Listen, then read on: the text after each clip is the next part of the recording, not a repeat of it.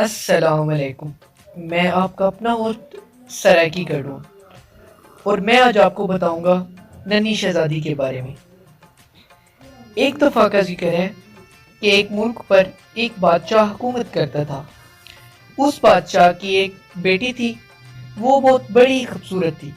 اس کا نام عطیہ تھا۔ عطیہ ابھی چھوٹی تھی کہ اس کی والدہ کا انتقال ہو گیا اور بادشاہ نے چند مہینوں کے بعد دوسری شادی کر لی۔ بادشاہ کی دوسری بیوی بھی بڑی خوبصورت تھی، مگر وہ تھوڑی سی مغرور بھی تھی۔ اس کے پاس ایک جادو کا انڈا بھی تھا۔ نئی ملکہ ہر روز صبح تیار ہو کر جادو کے انڈے کو کان سے لگا کر اس سے پوچھتی تھی کہ بتاؤ دنیا میں سب سے زیادہ خوبصورت کون ہے؟ تو انڈے سے یہ جواب آتا تھا کہ بے شک ملکہ عالیہ، آپ ہی دنیا میں سب سے زیادہ خوبصورت ہیں۔ یہ جواب سن کر ملکہ بہت خوش ہوتی تھی۔ وقت گزرنے کے ساتھ ساتھ شہزادی عطیہ بڑی ہوتی گئی اور اس کا رنگ بھی نکھر گیا۔ وہ پہلے سے کافی خوبصورت نظر آنے لگی۔ ایک دن ملکہ نے دوبارہ جادو کے انڈے سے پوچھا کہ سب سے زیادہ خوبصورت کون ہے؟ تو حسب معمول جادو کے انڈے نے جواب دیا کہ ملکہ عالیہ، بے شک آپ سب سے زیادہ خوبصورت تھیں، مگر آپ کی سوتیلی بیٹی عطیہ سب سے زیادہ خوبصورت ہیں۔ یہ سن کر ملکہ کو بہت غصہ آیا۔ اس نے اپنے خاص ملازموں کو بلا کر حکم دیا کہ شہزادی عطیہ کو دور جنگل میں لے جا کر قتل کر دو۔ ملازم ملکہ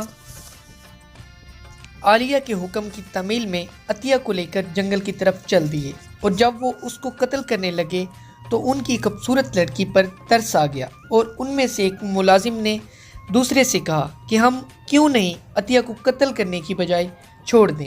تو اس طرح تمام ملازموں نے عطیہ کو چھوڑ دیا اور کہا کہ جاؤ جنگل میں بھاگ جاؤ اور واپس اپنے ملک میں کبھی نہ آنا، ورنہ ملکہ عالیہ تمہارے ساتھ ہمیں بھی قتل کروا دیں گی۔ لہذا عطیہ ملازموں کا شکر ادا کرتے ہوئے جنگل کی طرف بھاگ گئی۔ عطیہ بھاگتی ہوئی جا رہی تھی کہ اس کو راستے میں ایک جھونپڑی نظر آئی۔ وہ اس کے نزدیک جا کر کھڑی ہو گئی اور آخر کار اس جھونپڑی کے اندر چلی گئی، مگر جھونپڑی کے اندر کوئی موجود نہ تھا، اور اس جھونپڑی کے اندر ایک چھوٹی سی میز پڑی تھی اور اس کے ساتھ کرسیاں بھی تھیں۔ شہزادی عطیہ وہاں بستر پر لیٹ گئی۔ کافی وقت گزرنے کے بعد عطیہ کو نیند آ گئی، اور جب وہ بیدار ہوئی تو دیکھ کر حیران ہوئی کہ اس کے ارد گرد چھوٹے چھوٹے آدمی کھڑے اسے دیکھ رہے ہیں۔ شہزادی بستر پر لیٹی ہوئی تھی اور آرام کر رہی تھی کہ اچانک سے اسے اپنے گھر کا خیال آیا۔ وہ اپنے والد اور اپنی سوتیلی والدہ کا بھی خیال ذہن میں گھمایا۔ آخر کار وہ بستر سے اٹھنے کے لیے تیار ہو گئی۔ اس نے اپنے دل میں خیالات کا اجتماع کیا اور انہیں خیالات کی اہمیت کے مطابق ترتیب دینے لگی تاکہ ان پر عمل کیا جا سکے۔ آخر کار عطیہ نے بستر سے اٹھنے کا معزم ارادہ کر لیا تاکہ دوسرے کام کے لیے تیار کر سکیں۔ ملازموں نے جا کر ملکہ عالیہ کو بتا دیا تھا، ہم نے عطیہ کو قتل کر دیا، اور ملکہ عالیہ بہت خوش ہوئی اور جا کر اس نے اپنے کمرے میں انڈے سے وہی سوال دہرایا۔ تو جادو کے انڈے نے حسب معمول یہی جواب دیا کہ ملکہ عالیہ، بے شک تم خوبصورت ہو، مگر عطیہ شہزادی سب سے زیادہ خوبصورت ہیں جو کہ جھونپڑی میں رہ رہی ہیں۔ یہ جواب سن کر ملکہ عالیہ کو بہت غصہ آیا اور وہ اپنی بھیس بدل کر جنگل میں چلی گئی۔ عطیہ شہزادی کی جھونپڑی تلاش کر کے وہاں پہنچ گئی اور اس کے دروازے پر دستک دی۔ عطیہ شہزادی نے بوڑھی عورت سمجھ کر دروازہ کھول دیا۔ عطیہ نے عورت کو اندر بلایا تو بوڑھی عورت نے لپک کر اس کے گلے میں رسی ڈال دی اور اس کا گلا گھونٹ دیا۔ وہ بے ہوش ہو گئی اور ملکہ نے سمجھا کہ مر گئی ہیں۔ جب شہزادی کی یہ حالت اس کے اہل خانہ نے دیکھی تو وہ بڑے پریشان ہوئے اور انہوں نے اس کی گردن سے رسی کھول دی۔ شہزادی کو ہوش آ گیا اور وہ اٹھ کر بیٹھ گئی اور اس نے سارا واقعہ اہل خانہ کو سنا دیا۔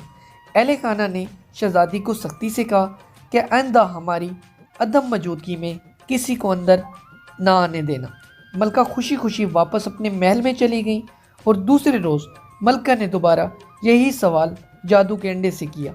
اس وقت ملکہ کو اپنے حق میں جواب کی امید تھی، مگر جادو کے انڈے نے کہا ملکہ عالیہ، بے شک آپ خوبصورت ہیں، مگر آپ سے زیادہ خوبصورت آپ کی سوتیلی بیٹی عطیہ ہیں۔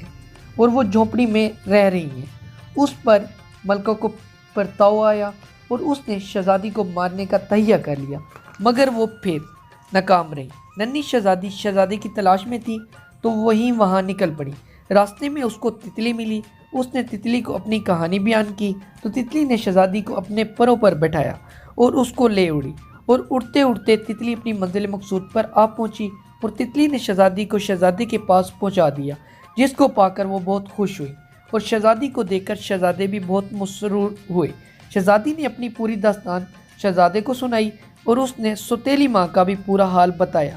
شہزادی یہ سن کر حیران ہوئی، اور مگر ان دنوں دونوں بہت خوش ہوئے اور انہوں نے خوشگوار زندگی کا آغاز کر دیا۔